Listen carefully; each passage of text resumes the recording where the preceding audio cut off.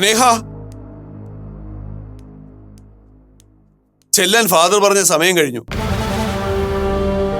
ഫാദറോ അരുണോ ഈ സമയം വരെ ഒന്നും വിളിച്ചിട്ടില്ല. അപ്പൊ തന്നെ മനസ്സിലായില്ലേ വിളിച്ചതിൽ വലിയ ഗൗരവമൊന്നുമില്ലെന്ന്. ഞാൻ അതിനെ മറിച്ച മനസ്സിലാക്കുന്നത്. വിളിക്കേണ്ട കാര്യമില്ല, നമ്മൾ എന്തായാലും എത്തുമെന്ന് അവർ പ്രതീക്ഷിക്കുന്നുണ്ടെങ്കിലോ. മോളെ, ഒന്ന് അവിടെ ചെന്നെന്ന് ബോധ്യപ്പെടുത്താൻ നമുക്ക് അവിടെ വരെ ഒന്ന് പോയിട്ട് വരാം. സ്നേഹ, ഞാൻ നിന്നോടാ പറഞ്ഞത്. ഞാൻ അച്ഛനോട് നേരത്തെ പറഞ്ഞല്ലോ, ഇക്കാര്യം കൂടുതൽ സംസാരിക്കുമ്പോഴാ നമ്മൾ തമ്മിൽ ദേഷ്യപ്പെടാന്ന്. ഇപ്പൊ അത് ശരിയായില്ലേ? ഇത്രയും നാൾ ഞാൻ നിന്നോട് കണക്കുകളൊന്നും ചോദിച്ചിട്ടില്ല, ഒരു കണക്കും. നീ പല കാര്യങ്ങളും ആവശ്യപ്പെട്ടപ്പോ, പല കാര്യങ്ങളിലും തീരുമാനം എടുത്തപ്പോ ഞാൻ അതിന്റെ പേരിൽ വേദനിച്ചിട്ടുണ്ടോ എന്ന് നീ ചിന്തിച്ചിട്ടുണ്ടോ? ഇല്ല. എന്റെ എത്ര അഭിപ്രായങ്ങൾ ഞാൻ നിനക്ക് വേണ്ടി വിഴുകി കളഞ്ഞിട്ടുണ്ട്, നീ അതറിഞ്ഞിട്ടുണ്ടോ? അച്ഛനമ്മമാർ സങ്കടം പറയാൻ തുടങ്ങുമ്പോൾ ഇപ്പോഴത്തെ കുട്ടികൾക്കൊരു പതിവുണ്ട്.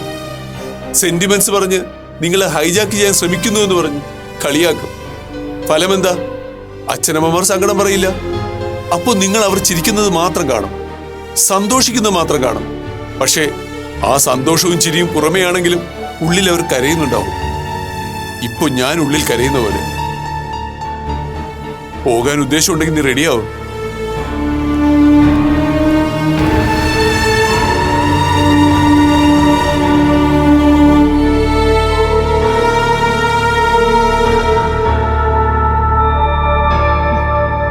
എടോ,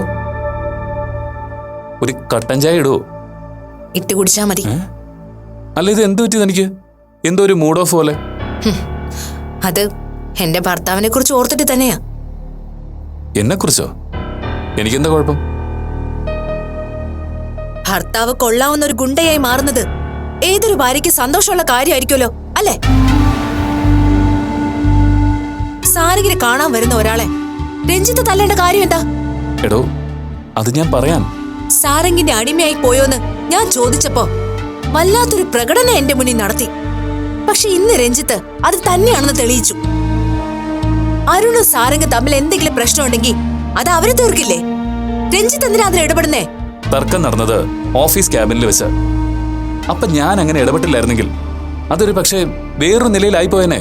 ആകട്ടെ, അതിന് രഞ്ജിത്തിനെന്താ? അരുണ് വെറുതെ അല്ലല്ലോ കയറി വന്നത്. അരുണിനെയും മൈഥിലിയെ നിരന്തരമായി സാരംഗ് അപമാനിച്ചുകൊണ്ടിരിക്കുകയല്ലേ. എല്ലാവർക്കും അത് സഹിക്കാൻ പറ്റിയെന്ന് വരില്ല. താനത് വിട്. അപ്പോഴത്തെ ഒരു സിറ്റുവേഷനിൽ ഞാൻ അങ്ങനെ ചെയ്തു പോയി. എടോ, ഓഫീസിലെ സാരംഗ് എന്റെ ബോസാ. അരുണെന്നല്ല, വേറെ ഏതൊരാള് സാരംഗിന്റെ നേരെ കൈ ഉയർത്തിയാലും എനിക്ക് ഇതൊക്കെ തന്നെ ചെയ്യേണ്ടി വരും. ഇതിനേക്കാൾ ഭേദം തൊഴിലില്ലാതെ വീട്ടിലിരിക്കുന്നതായിരുന്നു.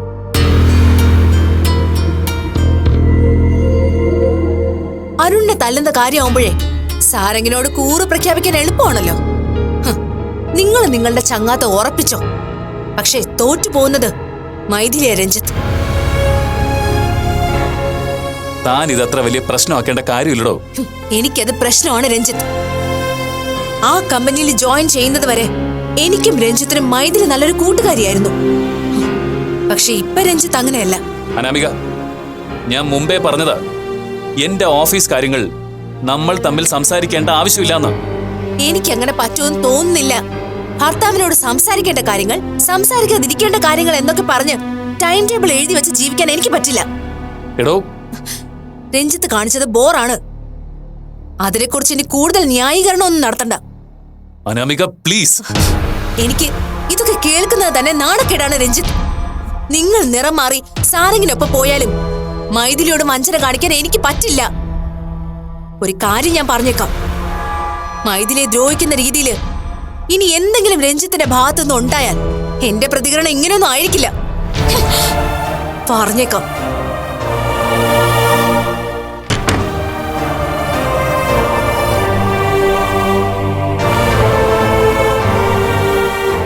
സ്ഥാപനത്തിന് മാത്രമല്ല, നിന്റെ മനസ്സിന് ഇപ്പൊ ഒരു തണൽ ആവശ്യമാണ്.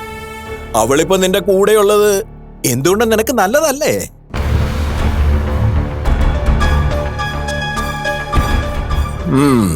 അപ്പൊ ശരി.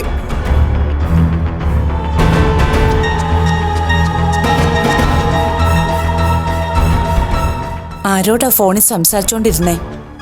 അതൊന്നും നീ അറിയണ്ട ലക്ഷ്മി. ഏതാ പെണ്ണ്? മായ മഹേശ്വരി. പറഞ്ഞതൊക്കെ ഞാൻ കേട്ടു. ആ, നിന്റെ ചെവിക്ക് കുഴപ്പമൊന്നുമില്ലെന്ന് എനിക്കറിയാം. കേട്ടിട്ടുണ്ടാവും. മായാ മഹേശ്വരി സാരംഗിന്റെ കമ്പനിയുടെ പുതിയ പാർട്ട്ണറാ. അതെന്തിനാ സാരംഗിന് ഇപ്പൊ ഒരു പാർട്ട്ണർ? അതവന്റെ ഇഷ്ടം. അതൊക്കെ നമുക്ക് ചോദ്യം ചെയ്യാൻ പറ്റൂ? ഞാനൊരു കാര്യം ചോദിച്ചാ ദേഷ്യം വരുമോ? ദേഷ്യം വരുന്ന ചോദ്യമാണെങ്കിൽ ദേഷ്യം വരും. ചോദ്യം എന്തായാലും ചോദിക്കേ. ആ മായ മഹേശ്വരി നിങ്ങളുടെ ആളാണോ? സാരംഗിനെ സഹായിക്കാൻ എന്തായാലും നിങ്ങളൊരാളെ വിളിക്കില്ല. അവനെ ഇല്ലാതാക്കാനാണോ ആ പെണ്ണിന്റെ വരവ്? ലക്ഷ്മി, ഇക്കാര്യത്തിൽ ഞാൻ സത്യം പറഞ്ഞാലും നീ വിശ്വസിക്കില്ല. പക്ഷേ മായാ മഹേശ്വരിക്കും എനിക്കും ഒരു കണക്ഷനും ഇല്ല. ഇത് സാരംഗിന്റെ കണ്ടുപിടുത്തം തന്നെയാണ്. അതുകൊണ്ട് അവൻ നശിക്കുവോ നന്നാവോ എന്നൊന്നും എനിക്കറിയില്ല. അത് ഈ വന്നവളുടെ സ്വഭാവം അനുസരിച്ചിരിക്കും. മൈഥിലിയെയും സാരംഗിനെയും ഇല്ലാ കഥകൾ പറഞ്ഞകറ്റി സാരംഗിന്റെ മനസ്സിലേക്ക് പുതിയ ഒരാള്. നിന്റെ മനസ്സിലേക്കും തണൽ ആവശ്യമാണെന്ന് അതുകൊണ്ടല്ലേ അവനോട് പറഞ്ഞത്? ഈ കിടപ്പിൽ കിടന്ന് ലക്ഷ്മി എത്രയാ വിഷമിക്കുന്നത്. കാര്യങ്ങളൊന്നും പുറത്ത് പറയാനും പറ്റുന്നില്ല. കൺമുന്നിൽ സംഭവിക്കുന്ന ഒന്നും തടയാനും പറ്റുന്നില്ല. ബുദ്ധിമുട്ടാ അല്ലേ? നിങ്ങൾക്കിപ്പോഴും ഇങ്ങനെയൊക്കെ ചിന്തിക്കാൻ പറ്റുന്നത് എന്തുകൊണ്ടാണെന്നറിയോ? നിങ്ങളിപ്പോഴും കൈയും വീശി നടക്കുന്നതുകൊണ്ട്. കുറച്ചുനാള് എന്നെപ്പോലൊന്ന് കിടന്നു നോക്കണം. ഈ കട്ടിലിന്റെ നീളവും വീതി അളന്നുകൊണ്ട്. അപ്പൊ ഈ മോഹങ്ങളൊക്കെ പോകും. പകയും വൈരാഗ്യവും ഒക്കെ പോകും. ലക്ഷ്മിയുടെ കാര്യത്തിൽ അത് സത്യമായിരിക്കും. പക്ഷെ ഞാനാണെങ്കിൽ ഈ കട്ടിലിന്റെ നീളവും വീതിയും എനിക്ക് പൊരുതാനുള്ള സ്ഥലമാക്കി മാറ്റും. ഉള്ളിലിരുന്ന് ആരോ പറയുന്നുണ്ട് ലക്ഷ്മി, ഇനി അധികം കാലമൊന്നും ഇല്ലെന്ന്. അപ്പൊ ചെയ്യുന്ന കാര്യങ്ങളുടെ വേഗത കൂട്ടണം, വേണ്ടേ? എല്ലാം തകർത്തെറിയാതെ ചാവാൻ പറ്റുമോ? മലമുകളിൽ നിൽക്കുന്ന പലരും താഴോട്ടിറങ്ങുന്ന കാഴ്ചകൾ ലക്ഷ്മിക്കിനി കാണാം. അഥവാ വീഴ്ച ഇനി ഏതെങ്കിലും തെരുവിലാണെങ്കിൽ പോലും കൈ ചേർത്ത് പിടിച്ച് അവനെ ഞാൻ നിന്റെ മുന്നിൽ കൊണ്ടുവന്ന് നിർത്തും. എന്തിനാ ലക്ഷ്മി? നിനക്ക് കാണാൻ. നമ്മുടെ മോനെ കൊന്നവന്റെ പതനം കാണാൻ. ലക്ഷ്മിക്ക് എന്തായാലും ഒരു വിഷമം വേണ്ട. ദൈവത്തിന്റെ ശിക്ഷ എന്തായാലും നിന്നെ തേടി വരില്ല. അതെനിക്കുള്ളതാ, എനിക്ക് മാത്രമുള്ളതാ.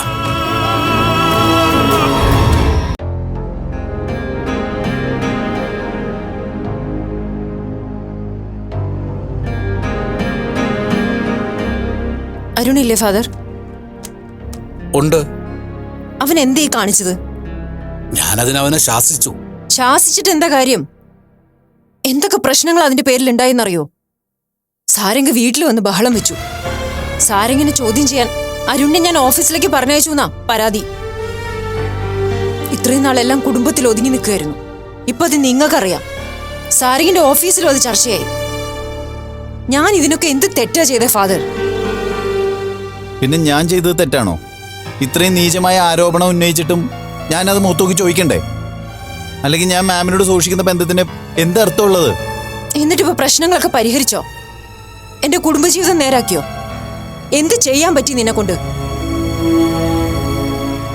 ഇങ്ങനൊരു കാര്യം സാരംഗിന്റെ മനസ്സിൽ നിന്നറിഞ്ഞപ്പോ ചത്തുകളയാൻ എനിക്ക് തോന്നിയത്.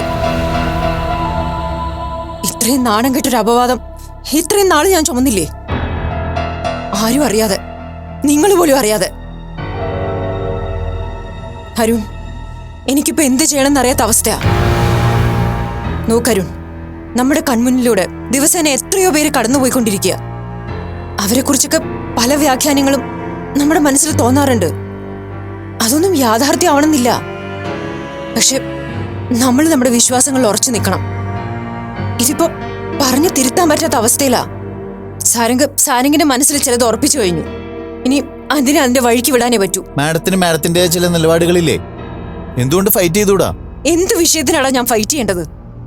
ഓരോ തവണ വിളിച്ചു പറയുമ്പോഴും നാണക്കേടിന്റെ ആഴം കൂടിക്കൊണ്ടിരിക്കും. ചോദിക്കാവുന്നത് അത്രയും നിങ്ങൾ ചോദിച്ചില്ലേ? പറഞ്ഞോ ഞാൻ? ശ്രമിച്ചു. എന്റെ മക്കൾക്ക് വേണ്ടി പിടിച്ചു നിൽക്കാൻ ഞാൻ ശ്രമിച്ചു. മോളെ, സ്നേഹ അരുണുമായിട്ടുള്ള വിവാഹത്തിൽ നിന്ന് ഒഴിഞ്ഞു മാറാൻ കാരണം ഇത് തന്നെയാ ഫാദർ. ഇനി അത് അറിയാതിരിക്കണ്ട. മോളെ, സ്നേഹക്കറിയാമോ ഈ കാര്യം? അറിഞ്ഞു. സ്നേഹയോട് പറഞ്ഞത് യാമിയ. അവളുടെ അച്ഛന്റെ നിർദ്ദേശം അനുസരിച്ച് സ്നേഹ തെളിവെടുക്കുമായിരുന്നു. എന്റെ കൂടെ താമസിച്ച ദിവസം മുഴുവനും അവൾ അതിന്റെ പുറകെയായിരുന്നു. അവസാനം പാതിരാത്രിയിൽ അവൾ എന്നോട് ചോദിച്ചു, അരുണും നിങ്ങളും തമ്മിലുള്ള യഥാർത്ഥ ബന്ധം എന്താന്ന്. ആ ഷോക്കിൽ എന്നെ നിർത്തിയിട്ട് ഞാൻ അവൾക്ക് സമ്മാനിച്ച മാല എന്റെ മുഖത്ത് വലിച്ചെറിഞ്ഞിട്ട് അവള് പോയത്. എന്റെ അവസ്ഥ ഒന്ന് ആലോചിച്ച് നോക്ക്. എത്ര കാലം എനിക്കിങ്ങനെ പിടിച്ചു നിൽക്കാൻ പറ്റും ഫാദർ? എനിക്കറിയില്ല ഞാൻ എപ്പോഴാ തളർന്നു വീഴാന്ന്. ഒരു സമാധാന വാക്കുപോലും പറയാൻ എനിക്ക് കിട്ടുന്നില്ലല്ലോ കുഞ്ഞെ. നിന്നെപ്പോലെ ഒരാള് ഇങ്ങനെ പരീക്ഷിക്കപ്പെടാന്നൊക്കെ പറഞ്ഞാൽ എനിക്ക് ചിന്തിക്കാൻ പോലും പറ്റുന്നില്ല. അരുൺ, ഇതിന്റെ ഒരു അപേക്ഷയാ. ഇനിയെങ്കിലും ഈ കാര്യത്തിനെ കുറിച്ച് ആരോടെങ്കിലും തർക്കിക്കാനും വാദിച്ച് ജയിക്കാനും ശ്രമിക്കരുത്. ശ്രമിക്കും തോറും എന്റെ അഭിമാനമാണ് ചോദ്യം ചെയ്യപ്പെടുക. ഭർത്താവിന്റെ മക്കളുടെ മുന്നിൽ ഒരു ചീത്ത സ്ത്രീ എന്ന മേൽവിലാസമുള്ള ആളെ നിങ്ങൾക്ക് മനസ്സിലാക്കാൻ പറ്റില്ല.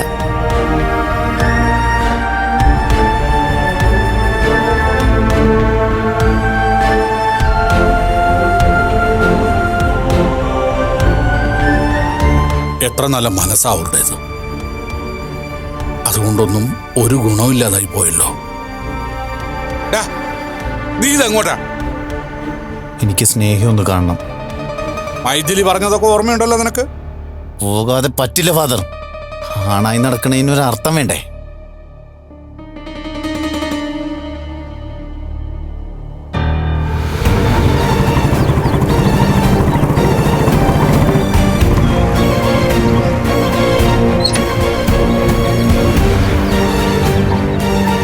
സ്നേഹ, സ്നേഹ എവിടെ? അവൾ മുറിയിലുണ്ട്. വിളിക്കേ. അരുൺ, ഞങ്ങൾ അങ്ങോട്ട് വരാൻ തന്നെയാ നിന്നത്. ഞാൻ അത് ചോദിക്കാനല്ല വന്നത്. സ്നേഹേ! എന്താ അരുൺ, എന്തെങ്കിലും പ്രശ്നമുണ്ടോ? ആ പ്രശ്നമുണ്ട്. താൻ എങ്ങനെ എന്നെ മനസ്സിലാക്കി വെച്ചിരിക്കുന്നത്? ചോദിച്ചത് കേട്ടില്ലേ? എന്നെ കുറിച്ചുള്ള നിന്റെ മനസ്സിലുള്ള അഭിപ്രായം എന്താണെന്ന്? ഇപ്പൊ എന്താ ഇങ്ങനെ ചോദിക്കാൻ? ഡോക്ടർ മൈഥിലിയെ കുറിച്ച് നിന്റെ അഭിപ്രായം എന്താ? ഡോക്ടർ മൈഥിലിയും ഞാനും തമ്മിലുള്ള ബന്ധത്തെ കുറിച്ച് നിന്റെ അഭിപ്രായം എന്താന്ന്? അരുൺ, കാര്യം എന്താ? ഇനി അങ്കിളായിട്ട് അത് അറിയാണ്ടിരിക്കണ്ട. ഡോക്ടർ മൈഥിലിയും ഞാനും തമ്മില് അവിഹിത ബന്ധം. ഞങ്ങൾ ഒരുമിച്ച് ജോലി ചെയ്യുന്നതും നടക്കുന്നതും ദൂര സ്ഥലത്തേക്ക് യാത്ര ചെയ്യുന്നതെല്ലാം അതിന്റെ സൗകര്യത്തിന് വേണ്ടി. ഈ കഥ ഇപ്പൊ നാട് മുഴുവൻ പാടി നടക്കുന്നതേ ആരാന്നറിയോ അങ്കിൾക്ക്? ദേ അങ്കിളുടെ മോള്, ദേ ഇവള്. ഞാൻ സൃഷ്ടിച്ച കഥയല്ല. കഥ ഉണ്ടാക്കിയത് വേറെ ആളാ. പക്ഷെ താനത് വിശ്വസിച്ചു. ആ നിലയ്ക്ക് എന്നോട് പെരുമാറി. തെളിവെടുക്കാൻ വേണ്ടി അവൾ മൈഥിലി മാമിന്റെ വീട്ടിൽ പോയി താമസിച്ചു. അങ്കിളിന് ഓർമ്മയില്ലേ? അങ്കിൾ തിരിച്ചു വന്നു എന്ന് പറഞ്ഞിട്ടും എനിക്ക് ജോലി ഉണ്ടെന്നും പറഞ്ഞുകൊണ്ട് മൈഥിലി മാമിന്റെ വീട്ടിൽ ഇവള് കയറിയ ദിവസം അന്ന് മൈഥിലി മാമിന്റെ മനസ്സ് തകർത്തിട്ടാ ഇവൾ അവിടെ നിന്ന് ഇറങ്ങിയത്. എന്റെ ഭാര്യയാൻ പോകുന്ന പെണ്ണെന്ന നിലയ്ക്ക് അവര് സന്തോഷത്തോടെ അവളുടെ കഴുത്തി കെട്ടിക്കൊടുത്ത മാലയാ അവരുടെ മുഖത്ത് വലിച്ചെറിഞ്ഞിട്ട് അവൾ അവിടെ നിന്ന് ഇറങ്ങിപ്പോകുന്നത്. അന്നു മുതലാ അവക്ക് എന്നോടുള്ള മാറ്റം. അന്നു മുതലാ വിവാഹക്കാര്യം പറയുമ്പോ ഇവൾ ഇതിൽ നിന്ന് പിന്മാറുന്നത്. എടോ, അറ്റ്ലീസ്റ്റ് ഇങ്ങനെ ഒരു കാര്യം ആരുടെങ്കിലും വായിൽ നിന്ന് വീഴുമ്പോ അതെന്നോട് ചോദിക്കാനുള്ള ഒരു മര്യാദയെങ്കിലും നീ എന്നോട് കാണിക്കണ്ടേ? അങ്കിളൊന്ന് ആലോചിച്ച് നോക്ക്. ഇത്രയും ദിവസം ഇയാൾ കാണിക്കുന്ന ദേഷ്യത്തിന് ഒന്ന് പ്രതികരിക്കാതെ ഇയാളുടെ മുന്നിൽ വന്ന് നിൽക്കുന്ന ഞാൻ അത്ര വിഡ്ഢിയായിരുന്നു. അതെ, മൈഥിലി മാം എനിക്ക് ആരാണെന്ന് ഏറ്റവും കൂടുതൽ ഞാൻ പറഞ്ഞു കൊടുത്തേക്കുന്നത് ഇവളോടാ. എന്നിട്ട് നീ മറ്റുള്ളവര് പറഞ്ഞത് മാത്രല്ല, എന്റെ കണ്ണില് ചിലത് ബോധ്യപ്പെട്ടിട്ട് കൂടിയാ ഞാൻ അങ്ങനെ പെരുമാറിയത്. എന്ത് ബോധ്യപ്പെട്ടതാ? എന്താ നിനക്ക് ബോധ്യപ്പെട്ടത്? പറ. ഞാൻ അരുണിനെ സ്നേഹിച്ചവളാ, വിവാഹം കഴിക്കാൻ തീരുമാനിച്ചവളാ. പക്ഷെ അവർക്ക് കൊടുക്കുന്നതിന്റെ 10-1 പരിഗണന അരുൺ എനിക്ക് തന്നിട്ടുണ്ടോ? അവർക്ക് മുമ്പിൽ വെച്ച് എന്റെ കോൾ അറ്റൻഡ് ചെയ്യാൻ വയ്യ. അവരുമായിട്ട് യാത്ര ചെയ്യുമ്പോ എന്നോട് വല്ലാത്ത ഇറിറ്റേഷൻ. ഹോസ്പിറ്റലിലെ എല്ലാ രാത്രികളിലും വരുന്ന എമർജൻസി കോളുകൾ. നേരം വെളുക്കും വരെയുള്ള നിങ്ങളുടെ കൂട്ടിരിപ്പ് ഇതിന്റെ ഒക്കെ അർത്ഥം എനിക്ക് മനസ്സിലാവില്ലെന്നാണോ കരുതിയെ? അരുൺ, അമ്മയും പെങ്ങളെയും തിരിച്ചറിയാത്ത ഒരുത്തിയെ ഇത്രയും കാലം മനസ്സിൽ കൊണ്ട് കിടന്നതിന് എനിക്ക് എന്നോട് തന്നെ പുച്ഛം തോന്നുവാ. അങ്കിൾ, ആവശ്യത്തിന് സ്നേഹം കൊടുത്തില്ലേ, സ്വാതന്ത്ര്യം കൊടുത്തില്ലേ? അതിന്റെയൊക്കെ റിസൾട്ടാ മോളിപ്പോ കാണിച്ചുകൊണ്ടിരിക്കുന്നത്. എന്നെ സംബന്ധിച്ചിടത്തോളം എന്നെയും മൈഥിലി മാമിനെയും ചേർത്ത് ഇത്രയും വൃത്തികെട്ട രീതിയിൽ ചിന്തിക്കുന്ന ഒരുത്തിയെ എനിക്ക് ഉറപ്പാ നീ ഇപ്പൊ ആ സ്ഥാനത്തടി. ഇനിയിപ്പൊ എന്നെ ഒഴിവാക്കാൻ നീ ബുദ്ധിമുട്ടണ്ട. നിന്റെ മുമ്പിലേക്ക് ഇനി ഞാൻ വരില്ല. ഇനി നമ്മൾ തമ്മിൽ കാണില്ല. അരുൺ, വേണ്ട അങ്കിൾ, സോറി. അങ്കിളിനെ പോലെ നല്ലവനായ ഒരാൾക്ക് ഒരിക്കലും ഇതുപോലൊരുത്തി ജനിക്കരുതായിരുന്നു. മോളെ, ഇത്രയ്ക്ക് ചീപ്പായിരുന്നു നിന്റെ മനസ്സ്? അതെ, ഞാൻ ചീപ്പാ. എന്നെ സ്നേഹിക്കുന്ന ഒരാളെ മറ്റൊരാളെ ഷെയർ ചെയ്യരുതെന്ന് തീരുമാനിച്ചപ്പോ ഞാൻ ചീപ്പാ. എന്റെ ഭർത്താവാകാൻ പോകുന്ന ആള് എനിക്ക് അല്പം പരിഗണന തരണമെന്ന് ആഗ്രഹിച്ചപ്പോ ഞാൻ ചീപ്പാ. അവരുടെ ഭർത്താവിന് സംശയിക്കാം, മകൾക്ക് സംശയിക്കാം, അവർക്കതൊക്കെ എന്നോട് പറയുകയും ചെയ്യാം. പക്ഷെ ഞാൻ സംശയിക്കാൻ പാടില്ല. എന്നെ കല്ലുകൊണ്ടും മണ്ണുകൊണ്ടൊന്നും സൃഷ്ടിച്ചല്ല, ഞാനും മനുഷ്യക്കൂട്ടത്തിൽ പെടുന്നതാ. എല്ലാം അവസാനിപ്പിച്ച് പോയെങ്കിൽ പോട്ടെ. ഞാൻ വേദനിക്കില്ല, ഒരിക്കലും വേദനിക്കില്ല.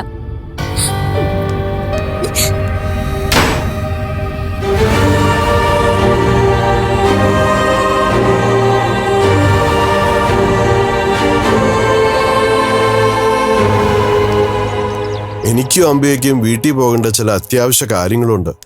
ചെയ്യേണ്ട ഒരുപാട് കാര്യങ്ങൾ മുടങ്ങിക്കിടക്കുക. അല്ല, ഇവിടെ ഇങ്ങനെ നിൽക്കണോണ്ട് പ്രത്യേകിച്ച് പ്രയോജനമൊന്നുമില്ലല്ലോ. കാര്യങ്ങൾ കുറെ കൂടി വഷളായെന്നല്ലാണ്ടേ വേറൊന്നുമില്ല.